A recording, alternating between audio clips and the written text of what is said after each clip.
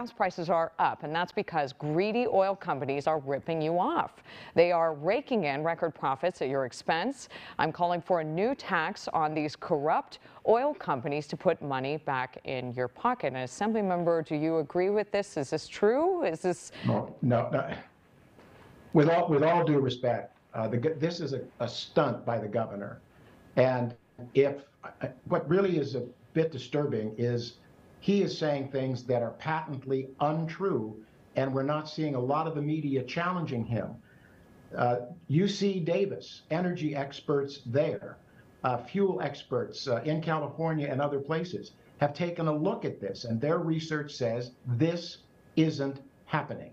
This is nothing but a distraction from the policies of his administration and, frankly, the Democrats up in Sacramento. It's a stunt, and it's untrue. And I'm calling him out right now. This is not factual. And if he hasn't read the UC Davis inquiry about this, then he's not doing his job. So this is really something that I think we need to be looking into. The media has to hold him accountable for this kind of incendiary. What is the problem? The problem, the policies of the state. In fact, the UC Davis report and other reports say that it is the complicated set of regulations, it is the special fuel that we have to create only here in California, that there are supply issues, that we don't have enough refineries. On top of that, most of the $2, I'm thinking about $1.50, maybe $1.75, are all wrapped up in the state of California gas tax, the state of California excise tax on fuel, and also the reason we don't have enough refineries in the state, so some go down for maintenance. We're not building refineries, we're not permitting them. So California is trying to have it both ways. And Assemblymember, to add to your point here, let me read you another statement. This is an article by Maggie Anks of the SAC-B. It was published just a few days ago. I believe this kind of adds to exactly what you're saying here. She writes that environmental regulations and the gas tax add to those high prices. But, quote, Newsom said oil companies have, quote, failed to provide a complete explanation for the unprecedented divergence between California's price at the pump and those in other parts of the country. So what you're saying is that this is true, and that, you know, some of those factors are contributing to the costs. But do we have an explanation for these higher prices? Look, to me, the governor is making a claim, and some in the media are making a claim that we ought to be putting the oil companies under the microscope and asking them what's the problem. They have already done that. I keep citing the UC Davis report. There are all kinds of other reports that say this is about supply and demand. This is about the unique circumstance in the state of California.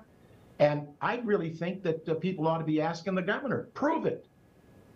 Prove it. There is no proof. What we have is this divergence between supply and demand. We have a divergence of, my guess, close to that $2 number because of the unique and special taxes, regulations, and burdens that are placed on the supply chain. And so this is typical. I've been in the legislature 10 years. I have been warning about this. And Megan, these policies also are creating an electricity grid that is increasingly expensive and increasingly unreliable. The basics of the state of California are much more costly than they should be, much more costly than any other states. And I draw the line right back to the governor who signs legislation that is junk, that gets us into this position out of the California legislature. And Assemblymember, this is a wake-up call for voters. And Assemblymember, there's a huge push for clean energy, and you mentioned it there briefly. We know most people would agree we want to take care of the earth, but do you think we're doing it in the right way with the push for electric and solar? Well, the bottom line is I think we've got to be very, very careful that we don't war with the manner in which and the physics of creating electrons. This is, again, a supply and demand problem. The governor is saying we're going to stop selling these internal combustion engine cars. We're going to go all electric, and yet we don't have the supply on the grid to charge these other electric vehicles. I mean, this is a war against the science and the facts of creating electricity, creating energy in a 21st century economy.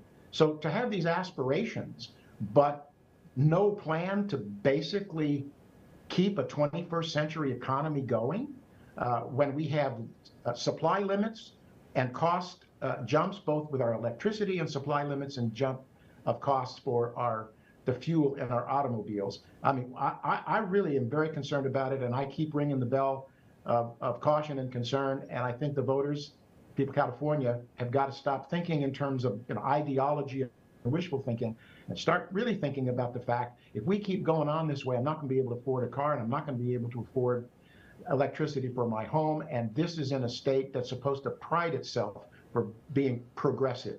We're going backwards. All right, Assemblymember Jim Patterson. Jim, thank you so much for joining us this morning. We appreciate your time. All right, take care. And it is 6:52, and stick with us. We will be right back with some of your top stories after this.